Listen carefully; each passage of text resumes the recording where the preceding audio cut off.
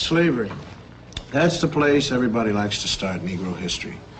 You have ignorant black men being brought over from Africa in chains.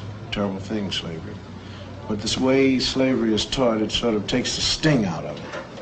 Because the way it's usually taught, people think that we Afro-Americans started with nothing but little grass skirts like the kids in the Tarzan movies.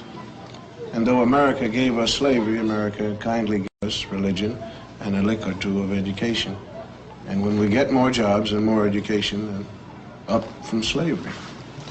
But we had something before we left Africa, something more than rhythm. I mean, we had a high culture. The culture was so high that great artists in the world are still borrowing from it. Now, here's a sculpture by an unknown African artist. And here's what Paul Klee took from him. Now, here's a work by an unknown black African, and Pablo Picasso liked what he saw. Another African design, and Modigliani swiped it, or he was influenced by it, or whatever polite word you want to use. Another black African artist, and Picasso didn't change it very much. I mean, when you look at this copy, you got to give us a little more than rhythm. You got to give us style. Now, if you tell the history of slavery right, you got a big problem on your hands. The slave trader didn't take some savage out of Africa. He took a human being, sold him like an animal, and separated him from his family. America invented the cruelest slavery in the history of the world because it broke up black families. After slavery was over, America kept breaking up the black man's family. And that's some awful history to teach. Now, if you want to look history right straight in the eye, you're going to get a black eye. Because it isn't important whether a few black heroes got lost or stolen or strayed in America's history textbooks. What's important is why they got left out. Now, this country has got a psychological history. There was a master race, there was a slave race. And though there isn't any political slavery anymore, those same old attitudes have hung around. I mean, the burning part of Burn, Baby Burn is right here in this classroom.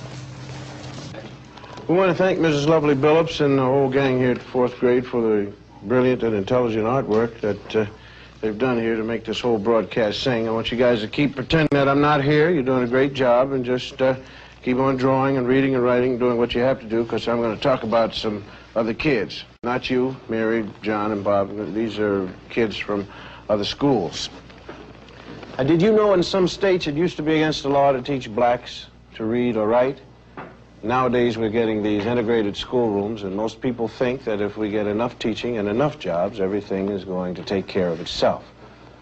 But there is a scar of history running right through kids as young as these.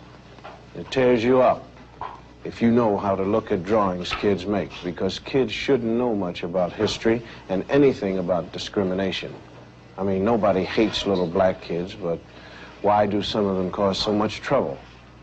And if you ask black and white children to draw themselves, or trees, or houses, some strange things happen.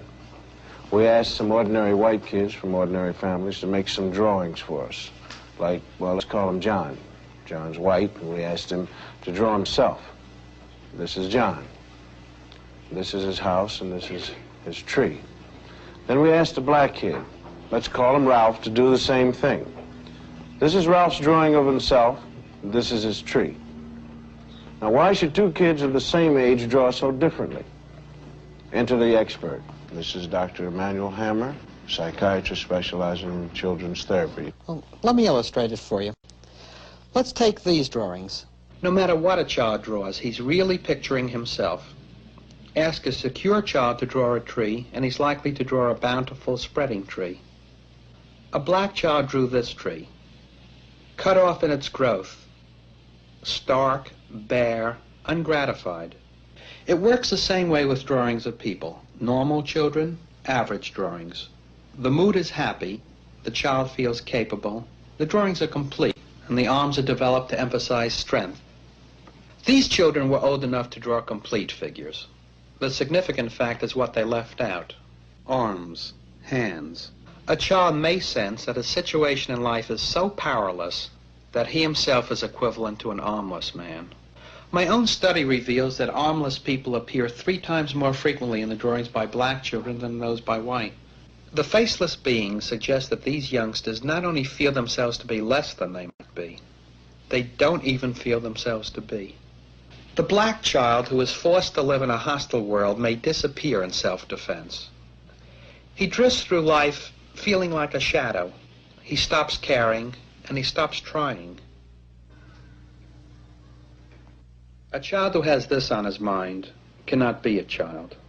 A child who has this on his mind could want to burn down cities when he gets older. The whole confusion was summed up by a black 9-year-old in these 2 paintings. This is a 9-year-old boy draws a white man, Robin Hood maybe. And this is how the same boy draws himself. And this is the consequence of deformed history.